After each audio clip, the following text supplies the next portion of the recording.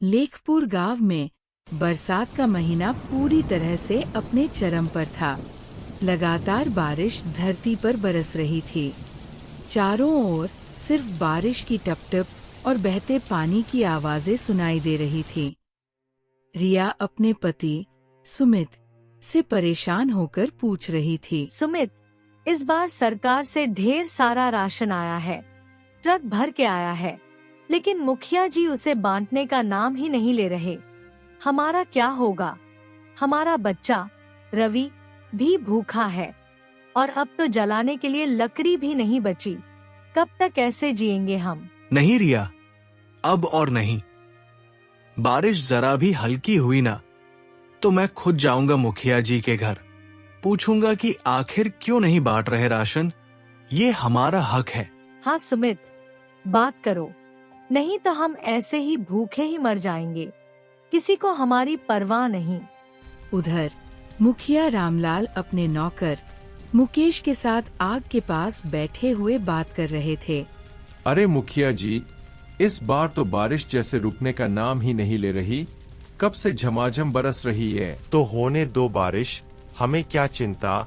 हमारे घर में तो राशन भरा पड़ा है, इतना भरा है कि अगले 4 महीने भी निकल जाए तो कोई फर्क नहीं पड़ेगा। वो तो है मुखिया जी, सरकार से जो राशन आया था वो तो पहाड़ जैसा ढेर था, मगर आपने तो आधा भी नहीं बांटा गांव वालों को। बाकी सब गोदाम में ही पड़ा है और कुछ तो आपने बेच भी दिया ना। हाँ, अरे बस यही तो मेरी समझदारी है। गरीबों को जितना देना है उतना ही दो, ज्यादा देकर उनकी आदत क्यों बिगाड़नी। बाकी जो बचा वो मेरे और तुम जैसे समझदार लोगों के लिए है। सही कहा मुखिया जी, तभी तो आज हम आपके पास बैठे हैं, बारिश के मजे ले रहे हैं, गर्मा गर्म चाय पी रहे हैं और चिंता नाम की चीज दूर दूर तक नहीं। इस बार मैंने एक और चीज सोची है, एक चालाकी भरी योजना, जिससे अगली बार और भी ज्यादा राशन बचेगा। बारिश धीरे धीरे हल्की हो जाती है।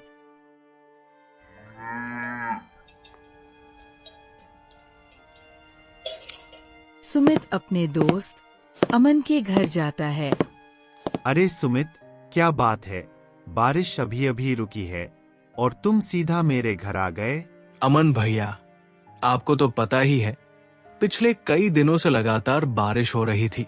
अब हालत ऐसी हो गई है कि घर में राशन का एक दाना तक नहीं बचा।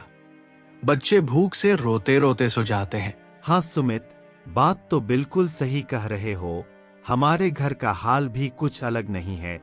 कल तो बस बचा खुचा आटा किसी तरह से पकाया था, अब तो चूल्हा जलाने का भी कुछ नहीं बचा। अब और इंतजार नहीं कर सकता भैया, बारिश रुक गई है, रास्ते भी थोड़ा साफ हो गए हैं। चलिए सीधा मुखिया जी के घर चलते हैं, उनसे पूछते हैं कि राशन का क्या हुआ, कब तक हम भूखे बैठेंगे। तुम्हारी बात में दम है सुमित, राशन तो बहुत पहले आ गया था, मगर उन्होंने बांटा नहीं। अब समय आ गया है कि हम अपने हक की आवाज उठाएं। सही कहा भैया, अब खामोश बैठने का वक्त नहीं। गांव के और भी लोगों को साथ लेते हैं, सब चलेंगे मुखिया जी के घर, पूछेंगे कि गरीबों का हक आखिर कब मिलेगा। आज सुमित और अमन दोनों मुखिया जी के घर जाते हैं। अरे सुमित, अमन, तुम दोनों आज अचानक मेरे घर पर कैसे आ गए? सब ठीक तो है? मुखिया जी, अब छुपाने का वक्त नहीं है, हम सीधे सवाल करने आए हैं। जो सरकार की तरफ से राशन आया है, आप उसे बांट क्यों नहीं रहे? हाँ मुखिया जी, अब तो बारिश भी रुक चुकी है, रास्ते भी साफ हो गए हैं। अब बहाना बनाने की कोई वजह नहीं बची। गांव के लोग भूखे बैठे हैं और आप राशन दबाकर क्यों रखे हुए हैं? राशन? कैसा राशन? अभी तक तो कोई राशन आया ही नहीं है। सरकार की तरफ से साफ कह दिया गया है कि जब तक बारिश पूरी तरह से खत्म नहीं हो जाती तब तक राशन नहीं भेजा जाएगा। मुखिया जी, झूठ मत बोलिए, हमें सब पता है। ट्रक आया था, गोदाम में माल रखा गया था, कुछ लोगों को चुपचाप बांटा भी गया और कुछ बेच भी दिया गया। अरे भाई, मैं तुमसे झूठ बोलकर क्या हासिल करूंगा? अगर सच में राशन आया होता तो मैं क्यों छुपाता? सरकार ने कहा है कि बारिश पूरी तरह रुकने के बाद ही अगली खेप भेजी जाएगी। मुखिया उन दोनों की एक नहीं सुनता और दोनों को घर से निकाल देता है।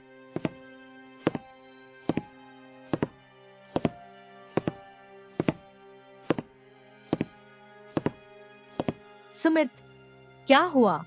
मुखिया जी ने राशन दिया या फिर खाली हाथ लौटा दिया? नहीं रिया, मुखिया जी ने साफ मना कर दिया। बोले सरकार की तरफ से अभी तक कोई राशन आया ही नहीं है। क्या ये कैसे हो सकता है? सरकार तो हर महीने की शुरुआत में ही राशन भेज देती है। मुझे भी यही लग रहा है रिया। सच कहूं तो मुझे लगता है मुखिया जी झूठ बोल रहे हैं। लेकिन क्यों सुमित? हमने उनका क्या बिगाड़ा है? हम तो वैसे ही दिन भर मेहनत करते हैं, 2 वक्त की रोटी के लिए तरसते हैं।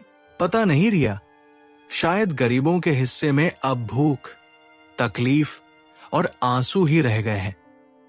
जब तक वोट चाहिए होता है तब तक सब दरवाजे पर आते हैं।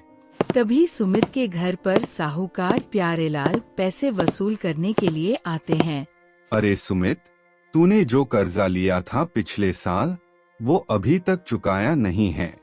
अब तक कितना वक्त हो गया? मेरी भी कोई लिमिट है या नहीं?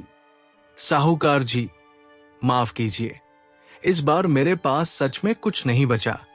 बारिश ने खेत बर्बाद कर दिए, फसल बर्बाद हो गई, घर में एक दाना तक नहीं है, बच्चों के लिए भी कुछ नहीं। मुझे तेरे भूखे पेट से क्या लेना देना?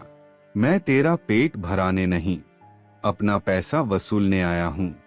और तुझे तो पता है, कागज पर साफ लिखा है, अगर रकम समय पर नहीं चुकाई गई तो मकान जब्त किया जाएगा। साहूकार जी, इस घर के सिवा मेरे पास कुछ नहीं है।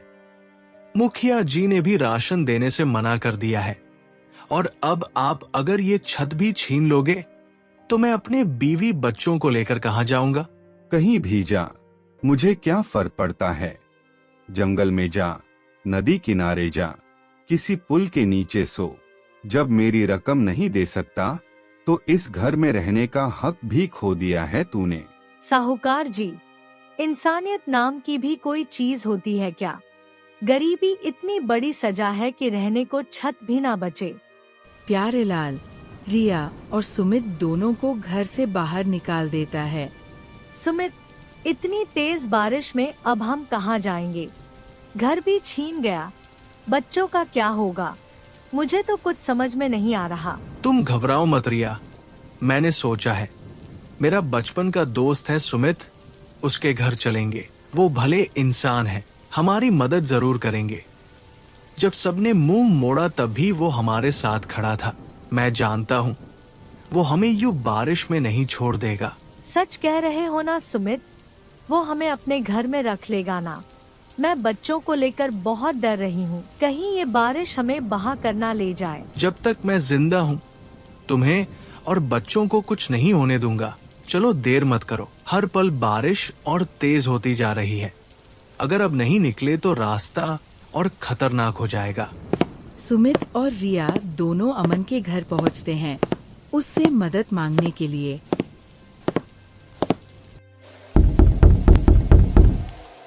अमन, ओ अमन, जाकर देखो ना।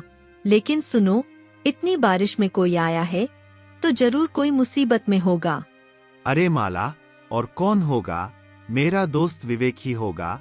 बेचारा पहले ही बहुत परेशान चल रहा था। तो सुन लो जी, मैं साफ कह रही हूँ, उस फटीचर की कोई मदद मत करना।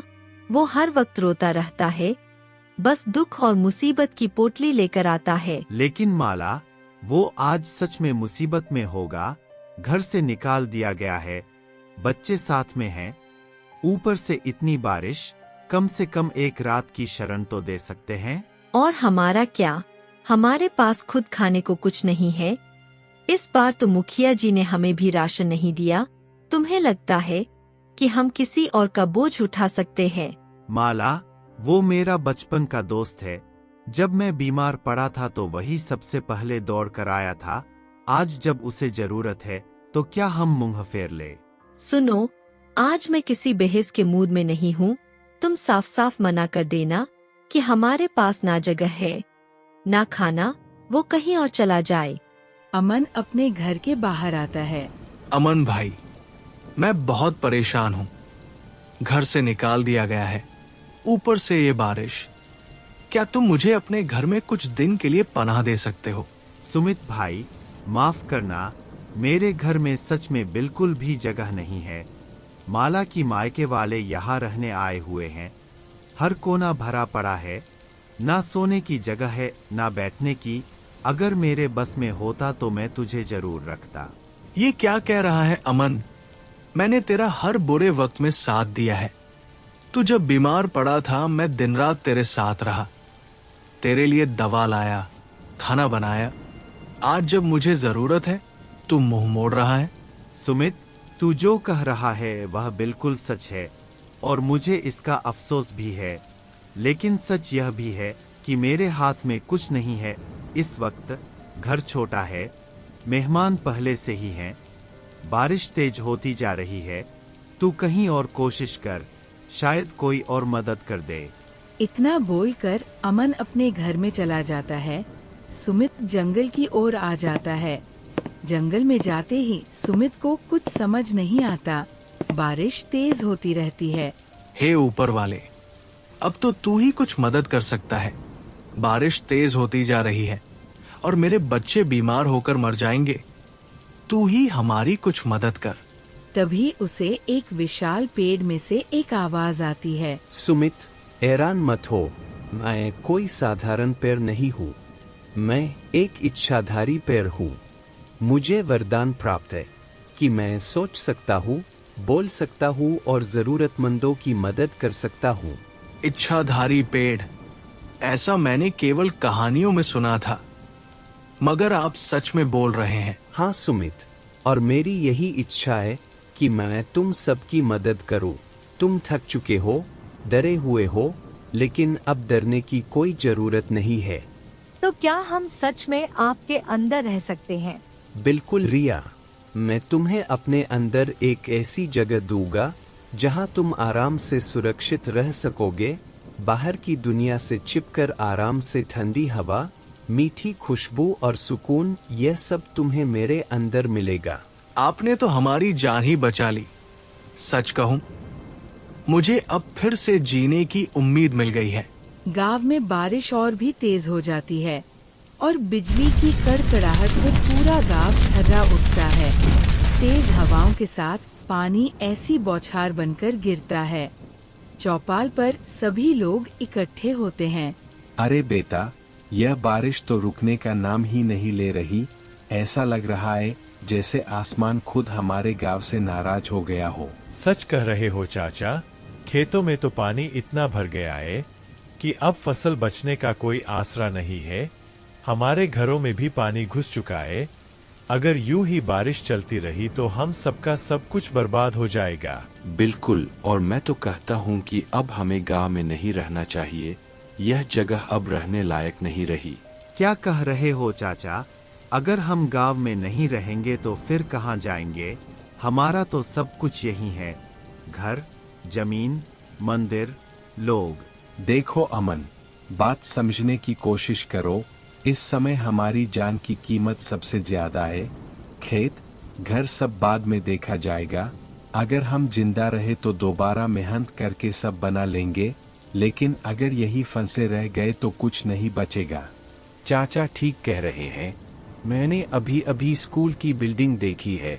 छत गिर चुकी है, दीवारों में दरारें आ गई हैं, राशन की दुकान में पानी भर गया है, और वैसे भी मुखिया जी अब कुछ बांट नहीं रहे। उन्होंने साफ मना कर दिया कि अब जो बचा है वह सिर्फ खास लोगों को मिलेगा। मुखिया जी को तो शर्म आनी चाहिए। जब जरूरत थी तब वो कहाँ है? बच्चों को दूध तक नहीं मिल रहा और वो आराम से अपने घर में बंद है। इसलिए तो कह रहा हूँ बेटा, हमें अब कोई और रास्ता ढूंढना होगा। मेरा मानना है कि अगर हम जंगल की ओर चले जाए तो वहाँ कुछ ऊंची जमीन मिल जाएगी। वहाँ कम से कम बारिश का पानी नहीं भरेगा और पैरों की छाप भी होगी। कुछ दिन वहीं रहेंगे, जब बारिश थमेगी तो वापस लौट आएंगे। सभी गांव वाले जंगल की ओर जाने लगते हैं। जंगल में जाते ही उन्हें सुमित का पेड़ वाला घर दिखता है। सभी उसे देखकर हैरान हो जाते हैं। तभी सुमित बाहर आता है। अरे चाचा जी, अमन, आप इस घने जंगल में और इस छोटे से पेड़ के नीचे क्या करने आ गए? इतनी बारिश में यहाँ तक पहुँचना आसान नहीं था। सब खैरियत तो है ना? सुमित बेटा, हमें माफ कर देना। पूरा गांव जैसे तबाही की चपेट में आ गया है। बारिश थमने का नाम नहीं ले रही। किसी की छत उड़ गई, किसी का घर बह गया। हमारे पास अब ना कोई रास्ता बचा, ना कोई सहारा। बस यही सोचकर तुम्हारे पास चले आए कि शायद तुम इस पेड़ के नीचे हमें थोड़ी सी जगह दे दो। अरे चाचा जी, आप तो मेरे बड़े हैं। मेरी जगह पे आपका हक सबसे पहले है। मैं आपको जगह क्यों नहीं दूंगा? ये पेड़, ये छाव, ये झोपड़ी, सब कुछ आपका ही तो है। आइए अंदर आइए। जब तक मेरा दम है, आप सब इस पेड़ के नीचे महफूज रहेंगे। सुमित बेटा, तेरा बहुत बहुत धन्यवाद। तेरी यह झोपड़ी आज हमारे लिए किसी मंदिर से कम नहीं है। यहाँ सब कुछ है, छतें, दीवारें, बरसात से बचावे। बस एक ही कमी है, खाने को कुछ भी नहीं है। उधर मुखिया रामलाल का नौकर मुकेश मुखिया जी को समझाने की कोशिश कर रहा था। मुखिया जी, बात सिर्फ दीवारों की नहीं है। यह प्राकृतिक आपदा है। बारिश रुकने का नाम नहीं ले रही। नदियां उफान पर है। अगर बाढ़ गांव में घुस आई या आपकी छत गिर गई तो उसका जिम्मेदार कौन होगा? शायद तुम ठीक कह रहे हो। कभी कभी इंसान अपने घर की दीवारों पर इतना भरोसा कर लेता है कि ऊपर वाले की चेतावनी भी उसे सुनाई नहीं देती। शायद ऊपर वाला मुझसे नाराज है, इसलिए ही तो पूरा गांव उजड़ गया और मैं अकेला यहाँ बचा रह गया। चलिए मुखिया जी, अब वक्त है अपनी जान बचाने का। आप रहेंगे तो फिर से गांव बच सकता है, लेकिन अगर आप ही को कुछ हो गया तो इस गांव की उम्मीद भी साथ चली जाएगी। मुखिया रामलाल सारा राशन बैलगाड़ी में रखकर जंगल की ओर चला जाता है। उसे वहाँ पर सुमित, चाचा जी और अमन सब मिलते हैं। चाचा जी, मैं आपका बहुत बड़ा गुनहगार हूँ। जो कुछ भी हुआ उसके लिए मुझे माफ कर दीजिए। नहीं मुखिया जी, हमें तुमसे कोई शिकायत नहीं है। यह जंगल सबका है। तुम भी हमारे जैसे इंसान हो। यहाँ रहने का तुम्हें भी पूरा हक है। चाचा जी, हम सब भूखे हैं। यहाँ खाने को कुछ नहीं है।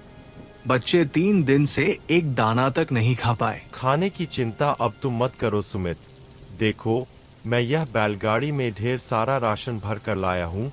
चावल, दाल, आटा, नमक, जो भी चाहिए सब है। इतना सारा राशन, लेकिन कैसे? सरकार से राशन आया था, लेकिन मैं तुमसे वो बात छुपा गया। मुझे डर था कि तुम वापस आ जाओगे तो सब बदल जाएगा, लेकिन अब मुझे अपनी गलती का एहसास हो गया है। मुखिया जी, आपने इतना बड़ा धोखा किया, फिर भी मैं आपको दोष नहीं देता। शायद मेरी ही कोई कमी रही होगी। नहीं विवेक, ऐसा मत कहो। तुमने आज मेरी आंखें खोल दी है। अब यह जमीन सिर्फ मेरी नहीं, सबकी है। इस तरीके से मुखिया ने सभी को राशन दिया और राशन लेकर सभी बहुत खुश हुए और खुशी खुशी वहाँ पर रहकर अपना जीवन व्यतीत करने लगे। थोड़े दिन बीतने के बाद बारिश रुक जाती है और सभी गांव वाले अपने गांव वापस आकर बहुत खुश हुए। तो दोस्तों, ये कहानी कैसी लगी?